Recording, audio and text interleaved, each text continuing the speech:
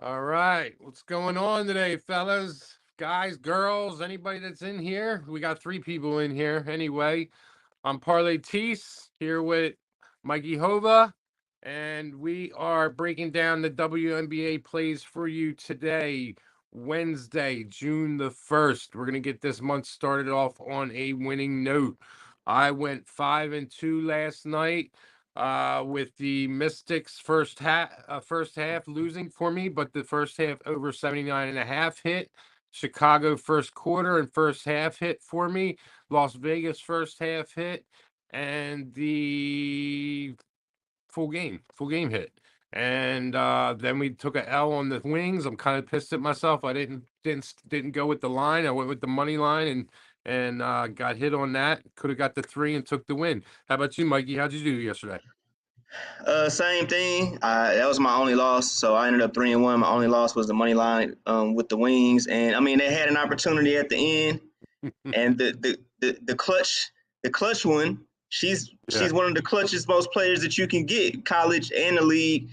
86% free throw shooter. She came up short, but it happened, so it is what it is. That was my only L. I took the Mystics -7.5. I think they won by 9, so they took care of business. Yep. I also took the Aces, and they never disappoint. -4.5. It wasn't really that difficult, and then they hit the over 167.5. So I went 3-1. I was hoping I can go 4-0 for the viewers, but hey, that's 75%. So I think that's all right. Hey man, it happens, bro. As long as we're making them money, if they tail our plays and they're plus money, I'm happy. You know what I mean? Uh, Right. Real quick, I want to say what's up to James. Thank you again, man. I love seeing you in here. Saw What's your going on, James? saw your comment earlier. You got Loyal listener yes, and, sir. and viewer. Yes, sir. He's a good guy. And there was something else I wanted to say too. Trying to think of what it was now. I guess it wasn't that important. But anyway, let's get right into it. We'll get to the first game. It's going to be Minnesota traveling to Atlanta, and Minnesota's still missing Nafisa Collier, and I really can't see them getting right until she's back. That's a big loss for them. But on the flip side, Atlanta is missing Tiffany Hayes, so that really changed my opinion on this game and kind of left me questioning my first pick. My play on this was first half -2.5, and I think Atlanta will get it done in the first half. But to be honest with you, I think Minnesota is going to win this game and cover. I don't.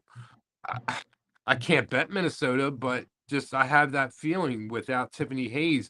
But the coach for Atlanta says you got to play defense if you want to be on this team. So we've seen the defense effort out of the team.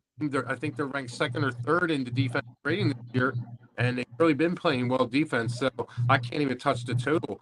I was leaning towards the total for 78.5, but that number was a couple points too high for me to get in. So Well, I like how Atlanta's been playing. I mean, their last uh day out, they blew the Mercury out. It wasn't even close. I mean, all of them were on point. They had four in double figures. Could have been five.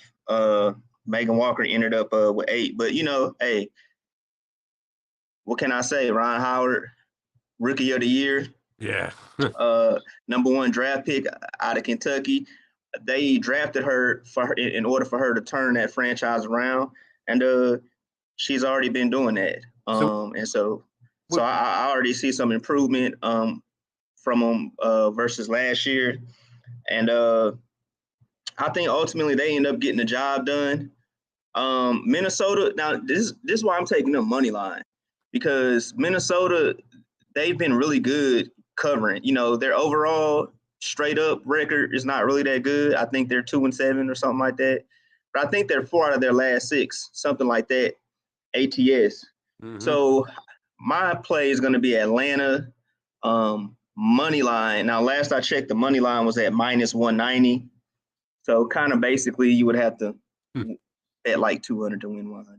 It depends on your bankroll. Some people don't like doing that. Me, when I get up, I don't have a problem doing that, to where I don't have to worry about the numbers and a bunch of BS that happens at the end of the game. I'm just worrying about them, hey, whether they end up winning or losing. When you're Mikey Hova and you got all that plus money from these wins all season. Yeah. you can afford to do that. But back to the Atlanta Dream. I mean, last game, like me and you talked about this, and you pointed this out about Tanisha Wright and her emphasis just on defense. I mean, they showed that against the Mercury. They held that team to 54 total points.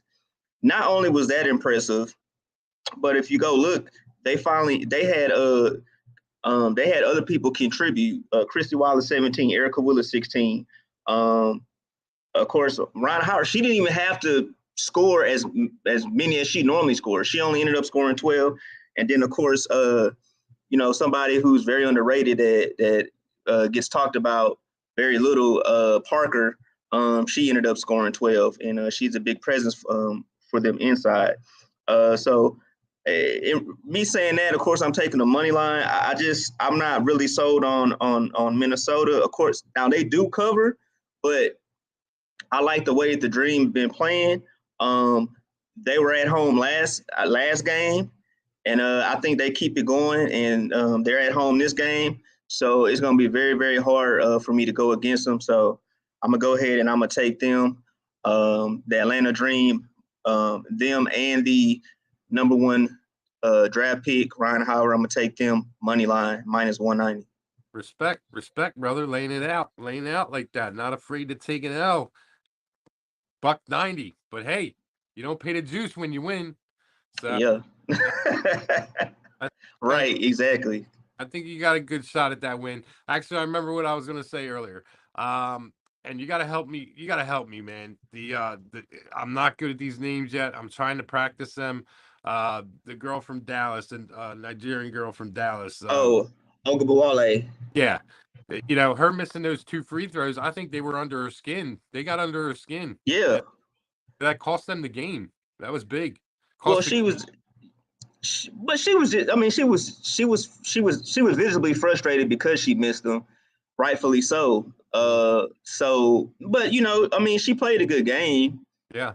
Sometimes those things, those things happen. But it was like when I saw her get fouled at the end, I'm like, okay, she's gonna make these. And then she missed the first one. Then of course the second. Now after she missed the first one, she was rattled because she did that, and it ended up being a technical, and that was the game. But it's a learning experience, so it's all good. Yeah, I hear you. And the thing about that is, I think I said it yesterday on the show. If I didn't, I said it in the video, but I'm pretty sure I said it on the show. They need her to score 20, and if she had 16, you give her that 20, they get the win. Yes. Yes. So, all right. Well, let's put yesterday behind us.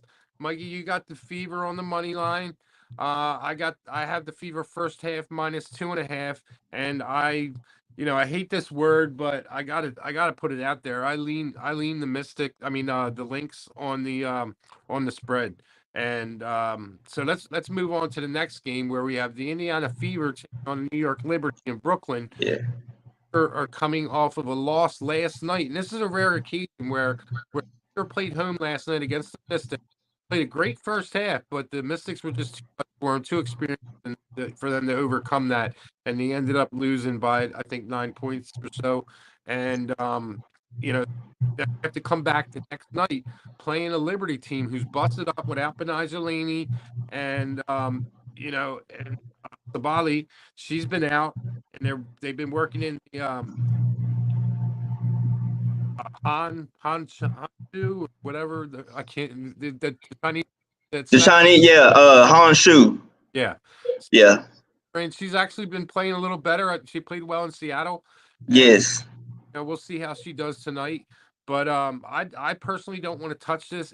My first thought was to take the Fever first half, and take the over first half. But I don't know how the Fever are a young squad, so I don't think they're going to be tired. I just don't know how they're going to respond having to travel and then play less than 24 hours. Back to back.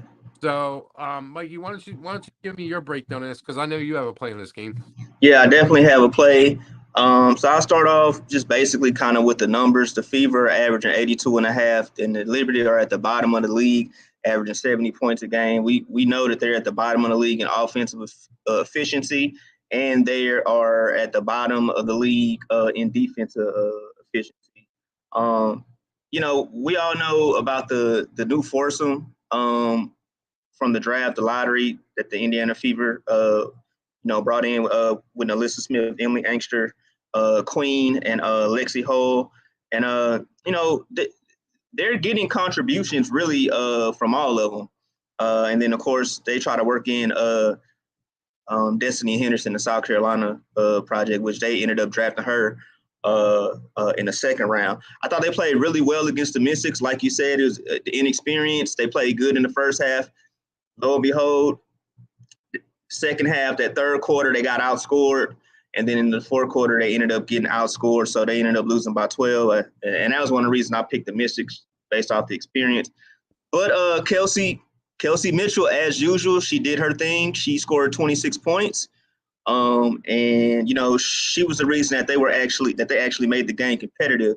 So the question for this game is the back-to-back factor. I think that's why that line is the way it is, because the Fever are young, but the New York Liberty, they're just not that good. Their front court was an issue last year, and it's an issue again this year. And that was the reason that they drafted Nyara Sabale. But of course, she hasn't had a chance. She won't play this season because she's injured. So they only have Natasha Howard and Han Shu pretty much on the inside. That's who they're working with. And I don't think that's enough to match up inside with Indiana. I also think Indiana is a better defensive team, and I think they're better, to be honest with you, on the perimeter. Fifth in steals, fourth in blocks. So that tells you that they have the edge on the inside defensively. So for me, the Liberty, and I understand why people are staying away from this game, back-to-back Fever, but the Liberty have lost 7 in a row. So really, you don't know. You really don't know. I have a feeling that the Fever come in and they get it done. Those legs are very, very young. I think they've been playing well as of late. And, when you have young players like that, those guys or gals, they're out there having fun. They're not thinking about, oh, it's a back-to-back. Oh, I'm tired. If anything, I want another chance to prove myself right away. And so they'll get their opportunity. The line started out Liberty -4.5. Since then, I recently checked it about 5 minutes ago before the show started, and it went all the way to 6. So I'm going to ride with the Indiana Fever +6. I think they have the more talented players. I think they have the younger, obviously the younger players by them getting 4 out of the top 10, and then Destiny in the second round. And change is always good. I think them having the interim coach, I think that's gonna make a difference. So I'm gonna ride with them, and I'm gonna take the gift +6. But I really think that they can go in there honestly and win that game. I agree with you.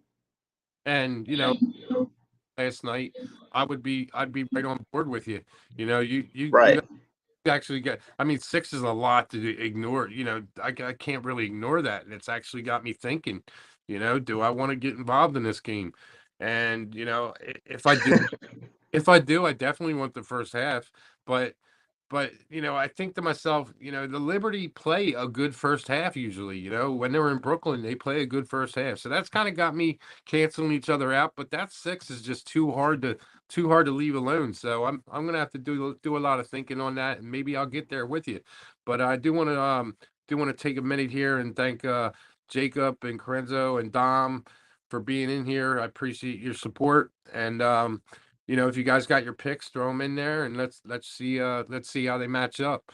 But you know, and going into tonight's game, I really think Sandy Burdell has really got to do something with this Liberty team. You know, they can't wait for Benizalini to come back. She's going to be out for a little bit. That knee's jacked up, and you know they need to be able to get somebody to work with Natasha Howard because for some reason Sammy Wickham just isn't able to get it done this year. She's not on the she yeah.